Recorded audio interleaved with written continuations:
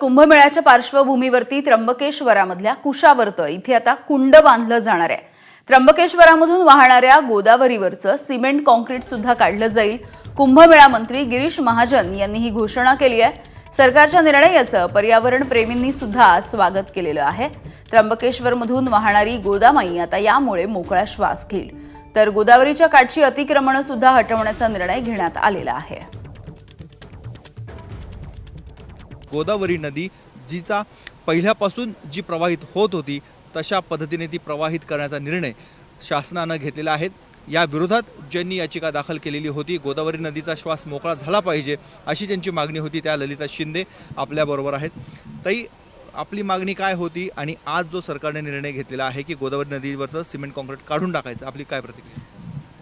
एक खूप सुखद धक्का मिळाला आहे। खूप खूप प्रशासनाचं मी अभिनंदन करते।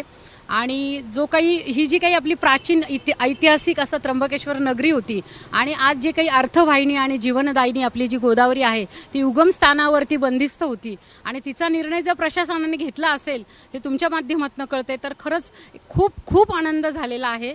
प्रचंड मोठ्या वेदना आणि प्रचंड मोठी मानहानी मला त्या 2014-15च्या दरम्यान झाली होती, पण मी गोदावरीसाठी ते सगळं सहन केलं। आज तमाम भारतातनं जगातनं जेव्हा लोक येतात आणि जर तिचं छोट्या रूपामध्ये एकदम मूळ रूपामध्ये दर्शन होणार असेल तर खरंच प्रशासनाचे खूप खूप आभार।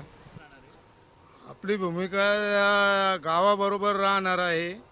गावाचं कल्याण जर होत असेल तर सर्व करा, पण एकदाच करा।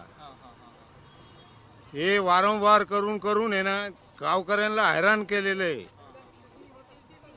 कुंभमेळा भरतोय तुम्ही, ते वेगळे करतात, अधिकारी वेगळे करतात, त्याचा त्रास सगळ्या आम जनतेला आहे।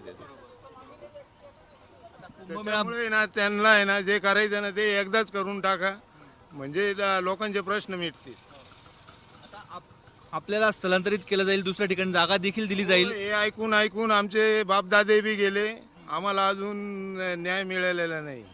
येत्या काही दिवसांमध्ये यावर इथल्या स्थानिक नागरिकांची भूमिका नेमकी काय राहणार हे देखील स्पष्ट होईल। काही भाविक, काही नागरिक हे सरकारच्या निर्णयाच्या बाजूने उभे राहतील, तर काही विरोधामध्ये जातील, परंतु प्रशासनाने जो निर्णय घेतलेला आहे तो तडीच न्यावा अशी देखील भूमिका त्र्यंबक नगरीमधून व्यक्त होत आहे।